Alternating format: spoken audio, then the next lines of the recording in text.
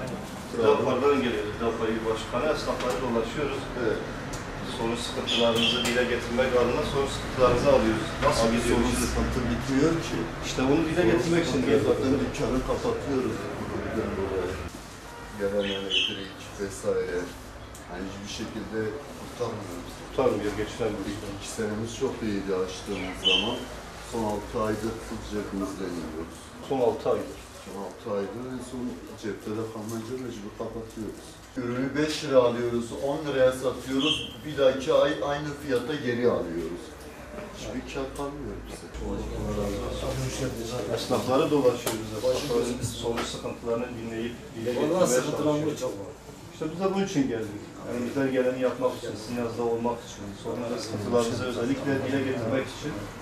Hani bu anlamda bizden ne istiyorsunuz? Bizden talebiniz, dile getirmemizi istediğiniz özellikle. Vallahi biz elektrikten şikayetçiyiz. Evet. Biz esnaf olarak biz şu anda mağduruz.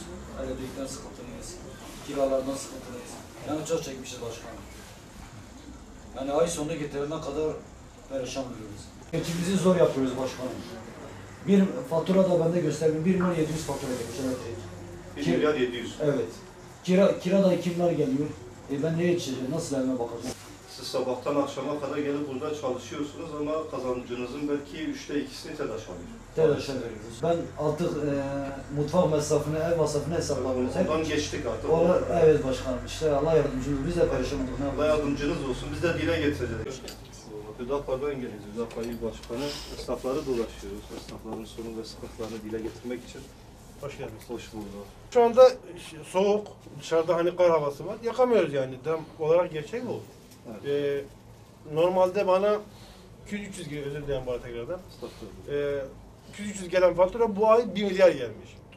Yani şimdi şu şeyde bu ortamda 1 milyar kazanacağım da ekstradan ona vereceğim, ekstradan sigortaya batıracağım, ekstradan para kazanacağım ve evime bakacağım. Yani Çoluk bu çocuğunu geçsin. çok sıkıntılı bir durum. Nasıl gidiyor işiniz, nasıldır? Vallahi işler kesat.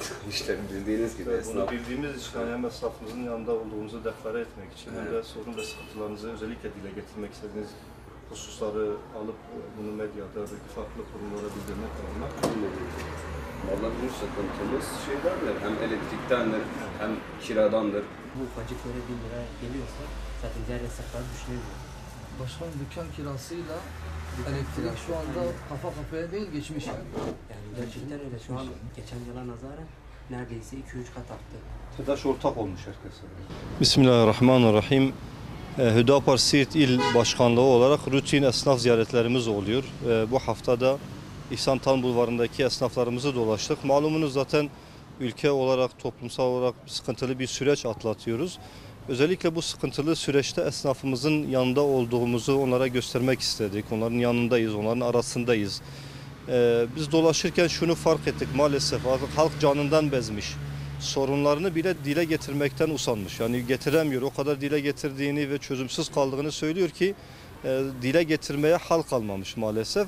Zaten dükkanlara, esnaflara gittiğimizde ışıklarının kapalı olduğunu, sobalarının açık olmadığını gördük. Siz de buna şahit oldunuz. Zamlardan yakınıyorlar. Ortak söylem, ortak şikayeti budur. Vergilerin fazla olmasından yakınıyorlar. Bununla birlikte halkın alım gücü epey düşmüş. Yani eskiden bir eve giren miktarın 1/3, belki 1/3'ünden daha az bir harcamayla sen mutfak masrafı yapabiliyorken bugün mutfak masrafı 1/3'a, 2'ye kadar tekabül edebiliyor. Böyle olunca halk da kendinden kısıyor. İster istemez diğer harcamalardan eksiltebiliyor, azaltabiliyor. Esnaflarımızın dile getirdiği bir diğer husus da yetkililerin kendi aralarında olmaması, dertlerine ortak olmaması, böyle bir anlayışın, böyle bir gayretin gözükmemesi esnafımıza dokunmuş, üzülmüşler. Çünkü o kurumlar ve başındakiler bu halkın hizmeti için vardılar. Onların işlevi budur. Yetkililere sesleniyoruz. Yani bir an önce buna bir çözüm bulunması lazım. Bu iş epey can yakacak. Yani bu memleket, bu devlet hepimizindir. Ama bizim buna çözüm üretmemiz lazım. Tabii bu da çözümün merci halktır. Yani halk sesini çıkartabilirse aslında, dile getirebilirse sorunlarını bize hepimiz göreceğiz ki kolay bir şekilde bu sorunlar çözülür. Esnaf sabah erken saatte gelip iş yerini açıyor, akşama kadar bir emek ortaya koyuyor. Ama maalesef o akşam saatinde kazandığının büyük bir kısmını TEDAŞ'a ya da benzeri kurumlara vermek zorunda kalıyor. Yani bugün birçok kurum vergileriyle sanki esnafın bir ortağıymış gibi, esnafın patronuymuş gibi onlardan ciddi bir miktar alıyor. Bu da onların zoruna gidiyor. Yani çocuğundan, ailesinden esirgediğini bir kuruma vermek zorunda kalıyor. Dile getirmemizi istediğiniz ne varsa bize söyleyin. Zaten getiriyoruz, yine getireceğiz. Yani dile getireceğimiz çok şey var aslında baktığı zaman. Evet. Ama işte dile getirsek nedir, dile getirmesek nedir? Bu ülkede, Aynen. bu kurum ve bütün müdürlükler de hepsi bizimdir. Bu halkın Evet. malıdır. Yani Evet.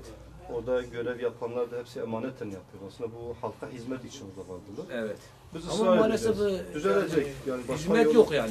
Yok. Ha. Ama uğraşacağız. Olması için uğraşacağız. Hayır. Ben bunu nasıl anlatayım ya ben? Vallahi görüyorsun. Evet. İnan ki Allah'tan ne kiramızı ödeyebiliyoruz. O ne işimiz oluyor. Ama ya Rabbi, ama Allah'a dua ediyoruz. Başka bir şey diyemiyoruz. Evet. İşte böyle açamıyoruz ki elektrikten dolayı. Değil mi? Çok yüksek geliyor. Vay vay vay.